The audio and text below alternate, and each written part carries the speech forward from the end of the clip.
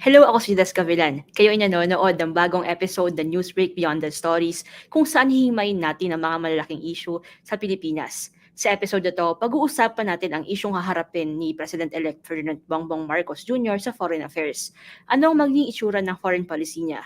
May pagbabago ba ito mula sa China-friendly Duterte administration? Tatalakayin natin ang isyong ito kasama ang Rappler Foreign Affairs reporter na si Sofia Tomacruz. Hi Sofia, thank you for joining me today. Hi, Jades. Thank you for having me back here. Yes. At bago tayo magsimula, I would like to remind our audience na pwede sila magtanong. Just comment down below and I'll try our best to answer your questions. So Sofia, before we dive into the Marcos administration, I wanted to discuss muna the Duterte situation. No? Mahaba ang 6 na taon para i-discuss ito sa isang 30-minute show. Pero ikaw, how would you describe the past 6 years in terms of foreign affairs? Sige, mahaba nga no, Jades, pero try natin pa rin. Right. I think if you were to ask me, the past 6 years could be, or if you were to ask me a few words to describe the past 6 years, it would really be that it is characterized by unpredictability and confusion. So, of course, we saw a host of issues that took place over the last 6 years, but the major ones were really, the controversial pivot to China, as you mentioned, yung distancing natin sa mga traditional allies like the United States, and how issues at home like the war on drugs and shrinking space for dissent were defended abroad. Of course, we can't forget how human rights abuses also put our trade perks at stake, and I think that was also just something that was just brought up again today as the Duterte administration is now outgoing. So all of this, of course, took place no under the umbrella of pursuing an independent foreign policy na hindi naman bago, nagkaroon lang ulit ng currency under this administration due to all the moves that Duterte was making. But in several instances, I think all of all of these instances that I mentioned, it saw us kind of become isolated now from countries that protect human rights and democracy. So I mentioned unpredictability and confusion, but the third word I would use to describe over the last 6 years would be, in a way, also inconsistencies, or being inconsistent because Duterte wanted, for instance, to separate from the U.S., but would often claim that his hands were tied with China. So he'd say one thing and he'd say one thing to one audience and the complete opposite to another. So inconsistent talaga. At of course, we can't forget during the pandemic, since pandemic is still ongoing, but during the pandemic, which took up the last 2 years of his administration, no, there was a lot of focus in tapping um our relationships with other countries to get access to things like aid and vaccines. So in some ways, I would say um unpredictable, sometimes confusing, inconsistent nga. Pero yung pandemya, yun talaga yung parang crisis na nagbigay ng reality check din, not only to the leadership of Duterte, but also who the genuine partners are of the Philippines. And I think it also reinforced the fact that countries need each other as much as, um, as much as really uh, controversial statements were made towards specific countries. Yeah. You mentioned a lot of issues parang while I was observing or trying to look back the past 6 years of foreign affairs, parang it's all over the place. So I parang nagtataka ako paano niya na-cover ito ng maayos. Pero Sofia, what foreign affairs issue stood out for you or something na hindi mo malilimutan in the past 6 years? Mm. I think maraming issue talaga kasi no Jodes. Pero I think if you were to ask me, w- what I find is the common thread among all the really controversial issues that stood out over the last 6 years. It was really how personal at times the foreign policy decisions of the government became, and mostly because of Duterte's pronouncements. So, for instance, you saw it in how Duterte did not like the US for the most part for the past 6 years. Kasi diba, ayaw niya na nakikriticize yung drug war niya. Pero, things like the Visiting Forces Agreement were um, placed under threat because he was angry, about the visa of his first police chief being revoked, or so there were so many things that were left under threat, um and so many things that were so we were so unsure about, so unstable, na parang yung pwedeng gawin lang ng mga ibang tao was just to weather the roller coaster until the next administration. So Yes. yeah, anything about criticisms from the drug war, from foreign governments, not only the US but really anybody outside, like yung mga UN experts, yung mga Mm. UN rapporteurs, it would always earn them curses and threats, diba? And conversely, if you praise, more often than not, you'll be kept in the clear. Many times we remember that Duterte called China his best friend, Mm. and he hoped to really reap a lot of economic gains that have largely yet to materialize 6 years on. Most of it, at least, hindi naman nawala, pero most of it has yet to really materialize. So yun talaga yung nag-stand out sa akin na sobrang at times sobrang personal Mm. yung mga foreign policy decisions when there should be it should be more than that, Yeah. because the position of one country is precisely that, an entire country, and not just one person. Yes. And of course, as you mentioned nga, madami rin bubu sa foreign affairs arena. Meron ka ba naisip na issue na the Duterte could have done or handled better? Or may part ba na of the foreign policy spectrum na they completely neglected? Well, sa akin to this, it would really have to be the way that the arbitral award was handled, sorry. Because it was precisely handed down during his administration. At the very beginning, it was a gift to the entire country. And that victory belonged to Yeah. Filipinos, right? It didn't belong to Duterte or the Duterte government. But it was neglected for most of its term, for a number of years, and that really saw us miss a crucial moment to rally international support around the ruling and try to get China to comply. Parang yung na there was a big window of opportunity that we really just let pass. And I think it's only around the fourth year, Mm. since the award was handed down, that the DFA under Secretary Teddy Boy Locsin really finally took this up seriously.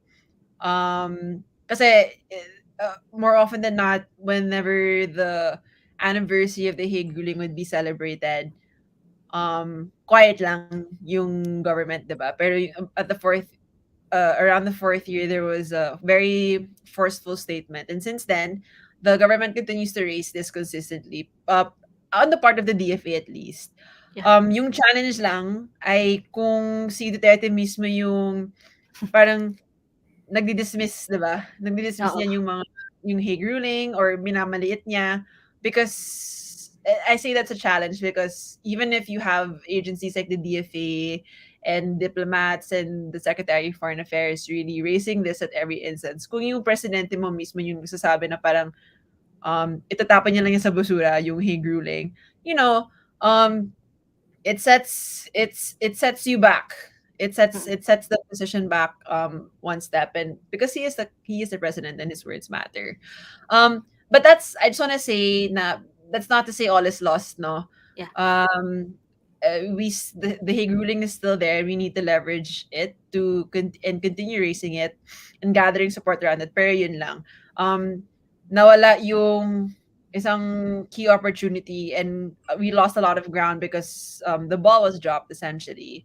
Yeah. Um, and you know, sorry, just the parang one last point on the Hague ruling. Um, some people may be asking, ang tagal na nun, 'di ba? Parang wala namang nagbago. Um, so baka wala lang civilian or hindi na namin magagamit 'yon. But I think um one thing to be remembered also is that the Philippines really has a responsibility to lead the way in the West Philippine Sea and in the South China Sea, because we pursued that arbitration and Yeah. we won. So it's part of setting the rules as a responsible country, and not to mention, of course, the fact that it's part of fighting for and protecting Philippine sovereignty. Yes. Uh, let's spark that context of the Duterte administration, where we are coming from, particularly in The Hague, and I'll get back to you that regarding that during the later part of the program. But ngayon na going into the Marcos administration, it's less than 15 days before the the inauguration of Marcos Jr., what can we say so far about his foreign affairs in terms of his current pronouncement siguro? Kasi I remember you telling me before na medyo mahirap pa. Pero so far, ano yung mga nakikita mo na, ano yung mga hints na nakikita mo kung magiging itsura ng kanyang foreign policy or how he will handle foreign affairs under his rule? Well, to be honest, Jodes, mahirap pa rin. Pero, there's really only really been one concrete, explicit, clear thing that he said so far na he will defend Philippine sovereignty and uphold the Hague ruling.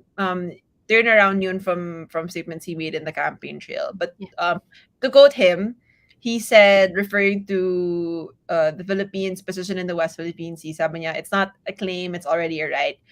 And then he said also, that's what the arbitral ruling can do to help us. So, of course, good news yun, di ba?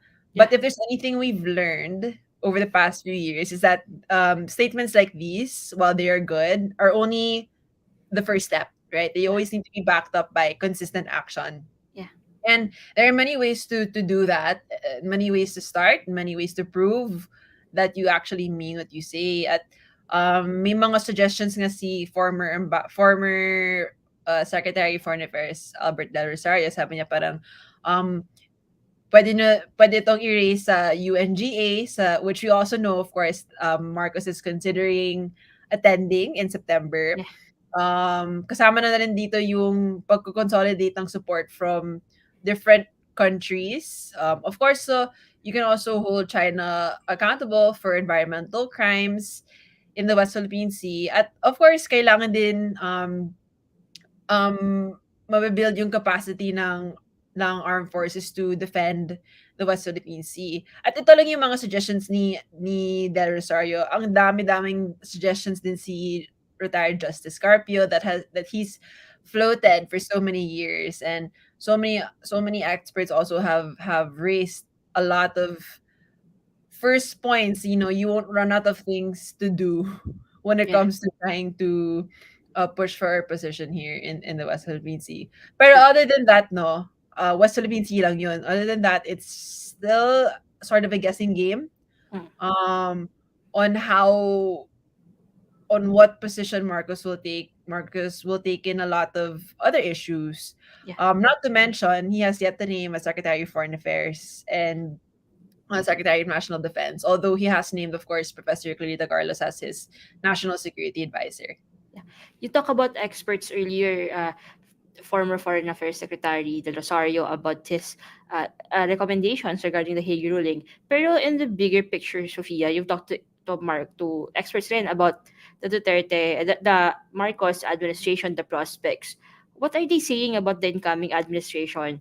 I mean, of course, you've said na rin na it's limited pa, medyo vague pa yung nakikita natin. But of course, baka meron din mga behind the scene talks sa mga experts. What are they afraid of? Or are they saying that they're afraid? Mm. Right. So, yung prominent talaga na usapan sa among the experts is really what his policy will be towards the US and China. He's been vocal about wanting to continue the friendly ties with China that we saw under the Duterte administration. Um, at I think it's also worth mentioning there's a lot of history that he's attached to when it comes to China, for example, because it's under his father that the Philippines signed the joint communique with China, which really formalized diplomatic ties. Tas kasama na rin dun yung one China policy that we still follow up until today. And just recently, no, present siya sa Philippines-China Friendship Day celebration. At um yeah, dumaan siya dun with some of his family. But he also has a quite unique relationship with the US. It's not a secret that the US supported his father, the late dictator, for a long time, and eventually facilitated their exit to Hawaii when Filipinos ousted the Marcos family from power. He's Western educated. He spent a lot of time in the US. It's where he met his wife. Um, but of course, he and his mother also faced pending cases there. So I think uh, yung sinabi ni Marites Vitug, yung editor-at-large natin na Budgetes, na it's really, what she said really encapsulated it. It might be a love-hate relationship which may surface in his policy towards the US. Yeah. Um, but experts also don't see Marcos being as anti-US as Duterte.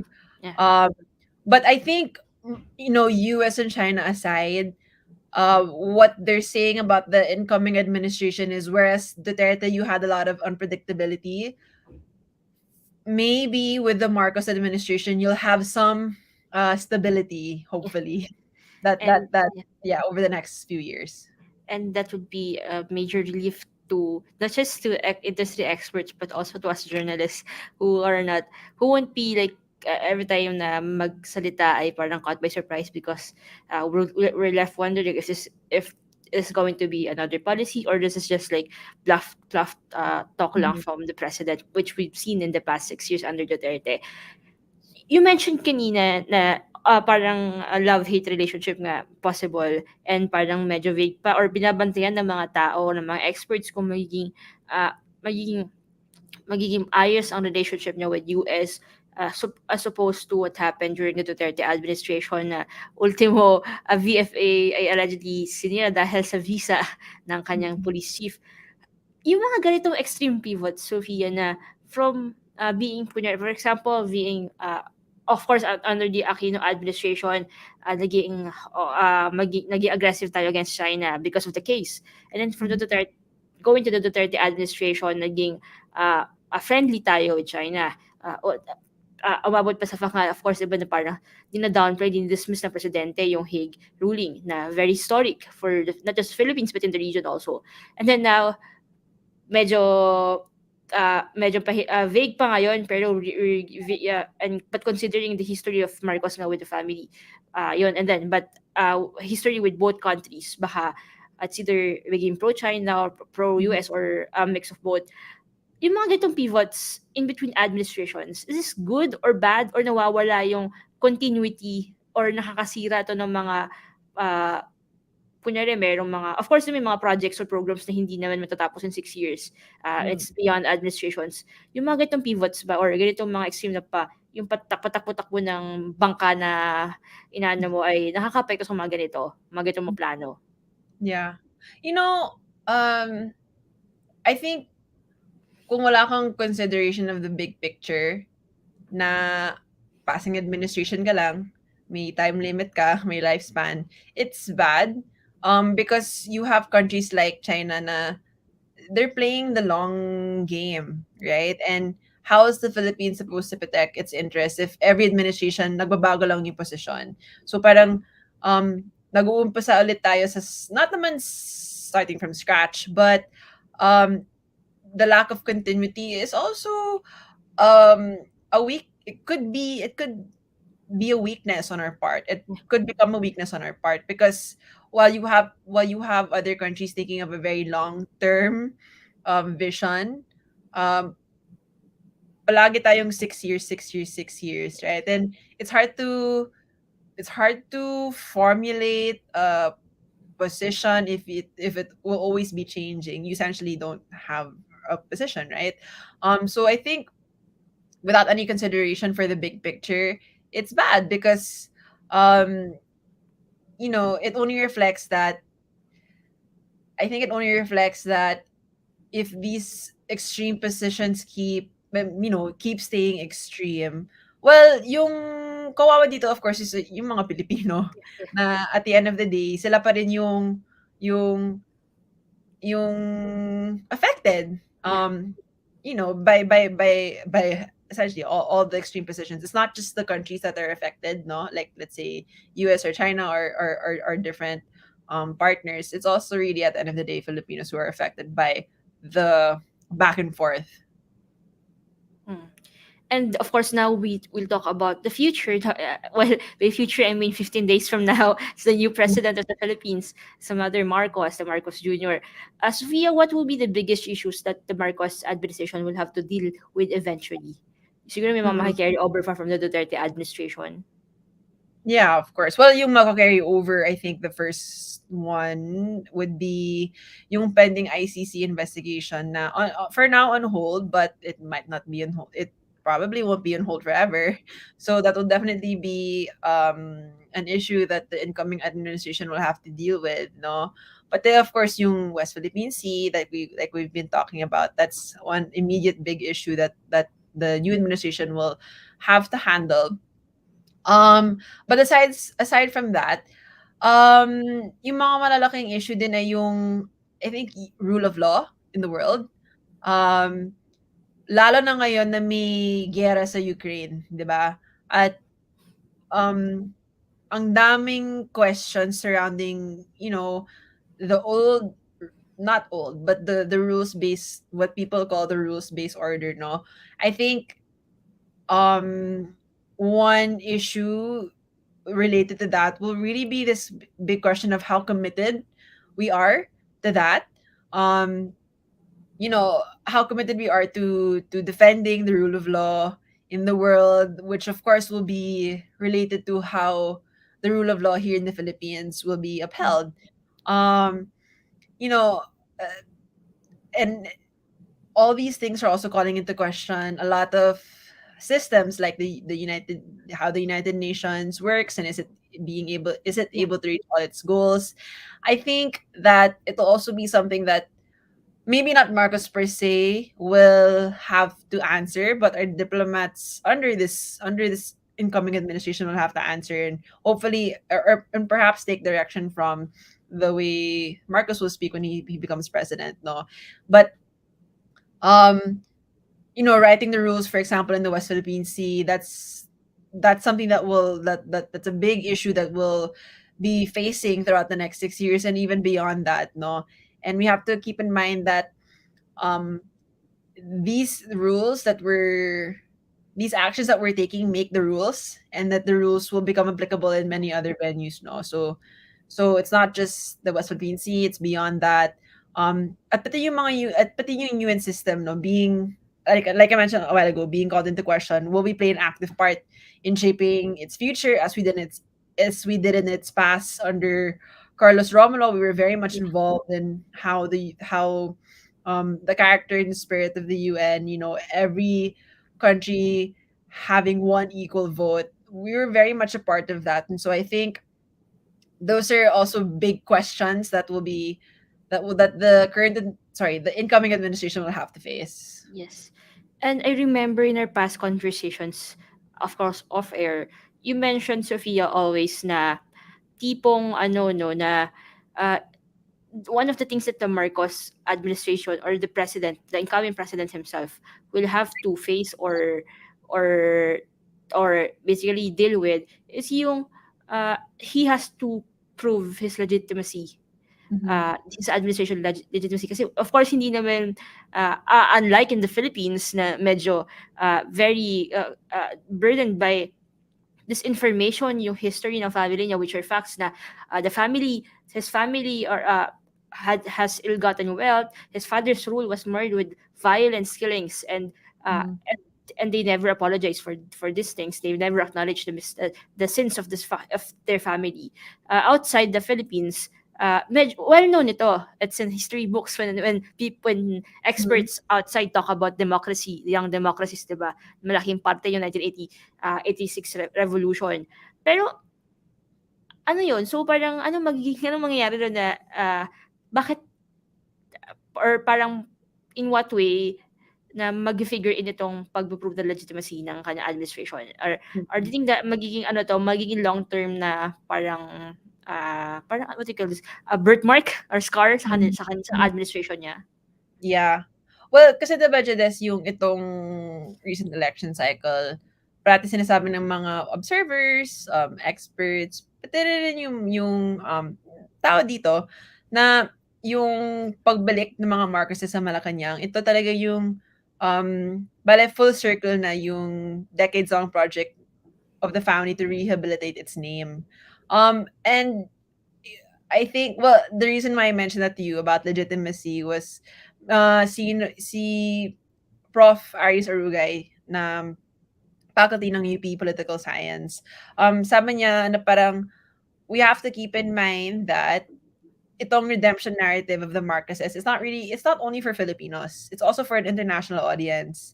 So in that sense, you can use your foreign policy to um strengthen the legitimacy, no, of your presidency.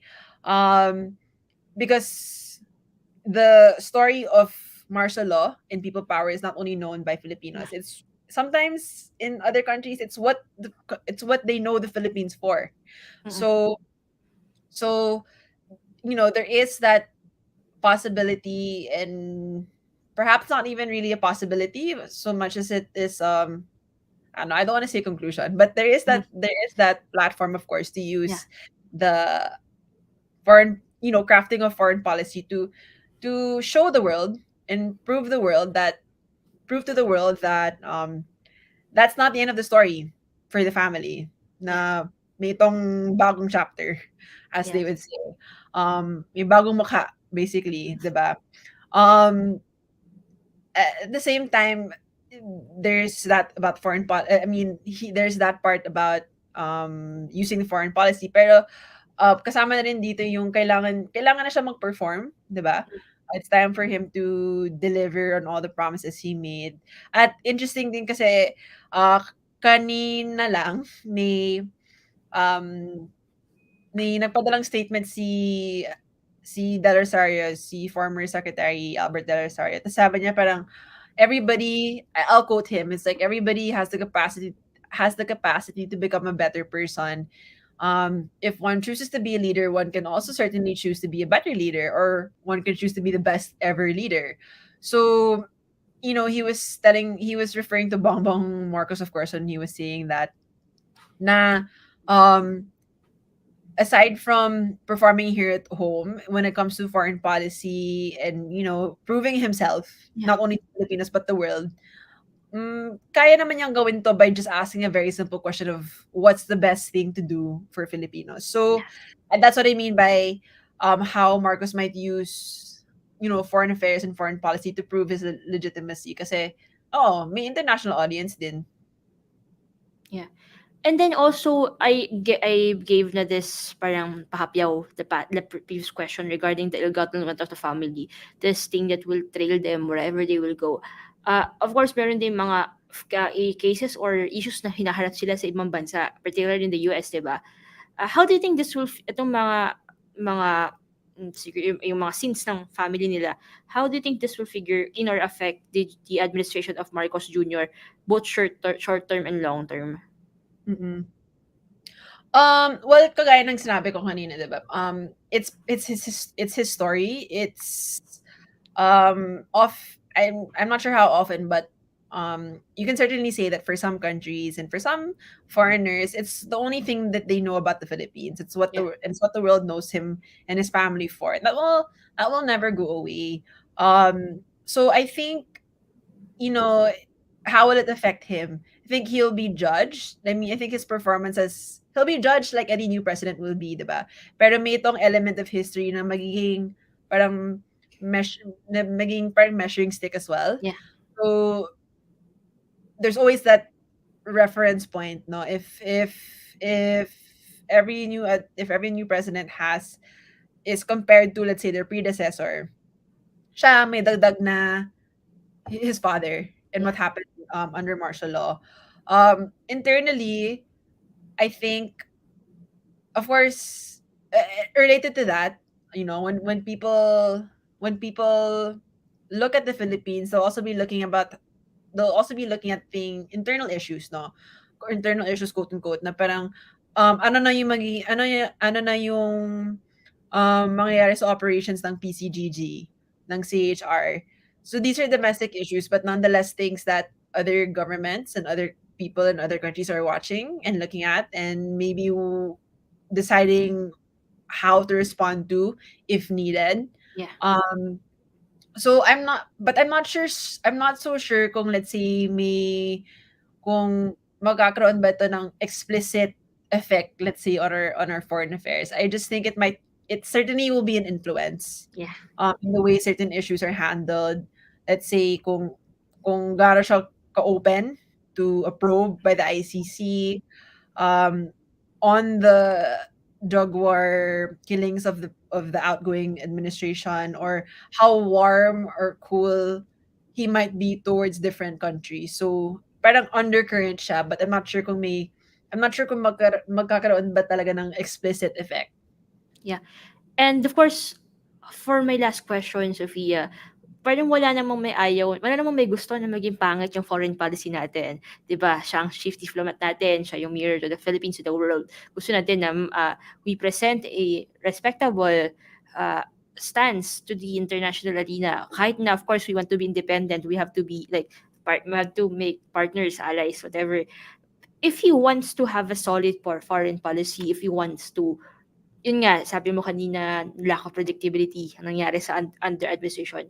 If he wants to stay away from what Duterte did, what should the incoming administration prioritize immediately Mm, upon swearing into office first few months? Ano dapat yung gawin agad nila? mhm. So I'm sure may laundry list of items, no, but I think three things I'll point out. Unang-una kailangan talaga na he'll stay true to his word. He'll stick to his word. And when you think about that, there's so many opportunities already, right? Starting with what we mentioned earlier, about following through with action when it comes to his promise to protect the Hague ruling.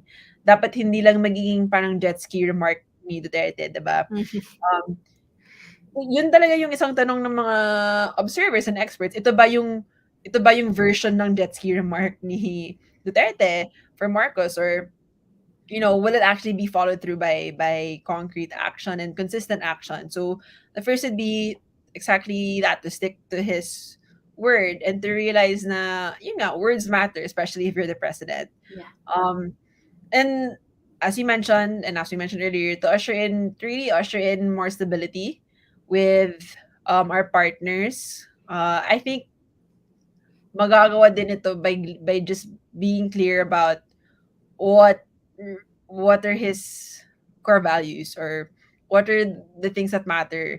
Democracy, democracy ba, human rights ba, rule of law. um that's another thing. And I think um if the incoming administration wants to have a solid foreign policy, really the bottom line should always be na kung 'di ba, Judes, yung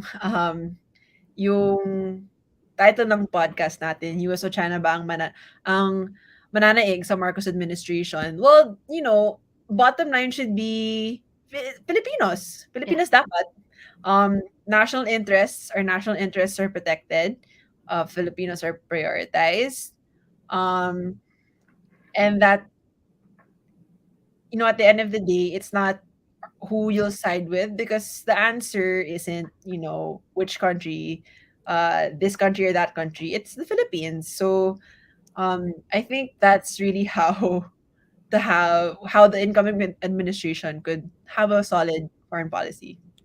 What a great closing, Sophia, na inaway mo yung title ng podcast ko. Pero, yeah, pero yeah, kasi of course 31 million voted for this guy, and hindi na naman 30 million ang nakasalalay sa kanya. The Mm. entire 100, ano bang population ng Philippines ngayon? 100 million At Filipinos. Filipino, 'di ba? Yung nakaboto naman Yeah, sa kanya Filipino, hindi yeah, naman taga-US or yes. actually OFW So, sa US, yeah, but like, yeah, So Filipino. all eyes will be on him starting June 30, and especially he wants to join the UN General Assembly this coming September, which is going to be very interesting considering that yung stance ng presidente natin before regarding the UN, and of course naman yung standing ni Marcos himself sa United States, because we know yung mga contempt cases, if I remember correctly, na ang dami-daming issue dyan. Mhm. So yun, ang dami-daming issue tungkol sa foreign policy, pero sana wag kang magkasawa na pumunta sa podcast at kausapin kami tungkol dito, kahit na Of course. alam ko sobrang busy ng mga nangyayari ngayon. This is the only issue you cover, pero yun. So Para sa ating mga viewers na gustong sumali sa discussion about this and other issues in the Philippines, pwede kayo sumali sa Facebook group na Rappler na tinatawag na Rappler Room. Makikita ninyo ang link sa comment section ng video na to. So maraming salamat, Sofia, for joining me today. Iimbitahan ulit kita siguro pag naging mas solid na yung plans ni Marcos at eventually weeks before the UNGA para pag-usapan natin kung bakit ito importante at ano yung pag-uusapan at bakit importante na pag-usapan yung mga bagay na neglect siguro ng Duterte administration. Mm-hmm. And for our viewers, thank you for watching. Kung gusto niyo sundan ang issue na to, huwag kalimutan na palagi bisitahin ang Rappler website. Don't forget to also like and subscribe sa YouTube na Rappler, pati na rin sa aming ibang social media accounts tulad ng Facebook at Twitter. Samahan niyo ulit kami next week para sa bagong episode. Ako si Judas Gavilan at ito ang Newsbreak Beyond the Stories.